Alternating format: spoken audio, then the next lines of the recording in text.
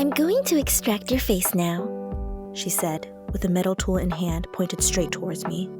Even for a seasoned veteran like me, I knew something was very, very wrong. There was no going back now, so all I could do was pray for it to be over.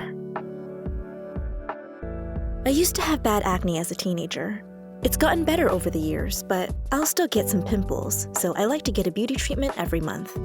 My treatments usually involve cleansing the face, blackhead extractions, exfoliation using a scrub, and ending on one or more face masks. Afterward, my skin is always clearer and more radiant. It was that time of the month again, and so I had made an appointment at a salon I had visited previously for some products and for a couple of treatments. 7 years of treatments, and I thought it would be like any other time, but I should have known better when I got there. When I arrived for my new facial appointment, I was disappointed to see that it was with a different therapist, one I had not seen before. I did not like this at all, but I said nothing since I had a good experience at the salon so far. I thought, how bad could it be? Then she led me to a very dark room and told me to prepare myself and lay down on a special chair.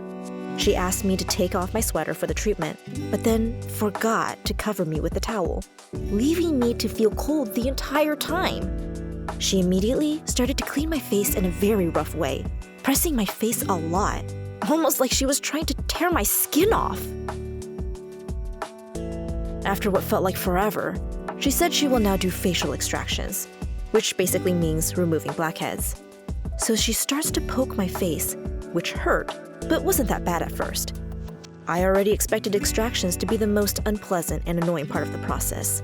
But then she pulled out this metallic tool. I've heard about this tool before, but I didn't know it would make it hurt 10 times worse.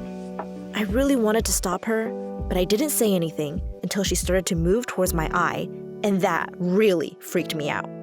Luckily, she stopped when I asked her to, but by then, I felt my face completely swollen. At least, I thought the worst of it was now over, right? She applied a face mask and covered my eyes with a couple of cotton pads, telling me she will leave it on for 15 minutes. She then set a timer and left the room. I decided to take a deep breath and try to get myself to relax. Suddenly, I heard the timer go off, so I expected her to come into the room. I could feel that the skin on my face and neck had hardened a lot, and I noticed that I couldn't even move my neck. Even though it was a dark room, I remember freaking out when I couldn't open my eyes. I swear I felt like a mummy in a sarcophagus, just trying her best and wishing for better. After what felt like at least another 15 minutes, someone finally began taking off the cotton pads on my eyes and peeled off the mask. Under her breath, the woman quickly apologized for leaving it on for so long. But I could tell from the voice that it was a completely different person. I started to wonder what was going on, but kept my mouth shut. The new therapist then applied something which felt like moisturizer to my face and told me that my treatment is now over. I mumbled a thank you and prepared to leave. As I was walking to pay, I passed by a mirror and finally saw what they had done to my face. I looked like a swollen tomato. I tried to keep my cool, paid, and left, thinking it had to look better by tomorrow morning. When I got home, I decided to apply an ice pack to my face for several minutes to try to numb down the pain. Then I went to bed and fell asleep immediately. But as soon as I woke up, I realized that my lip felt really heavy and I couldn't open my mouth properly. I walked to my bathroom mirror and was horrified. I looked like someone socked me in the lip, like someone dropped the swollen tomato that was my face. My face was simultaneously numb and aching.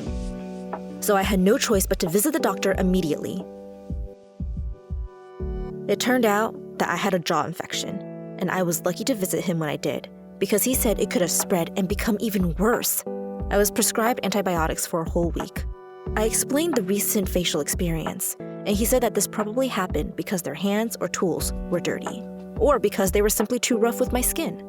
I decided to try and get in contact with the manager of the salon to inform them of this incident, only to receive a short apology and nothing else.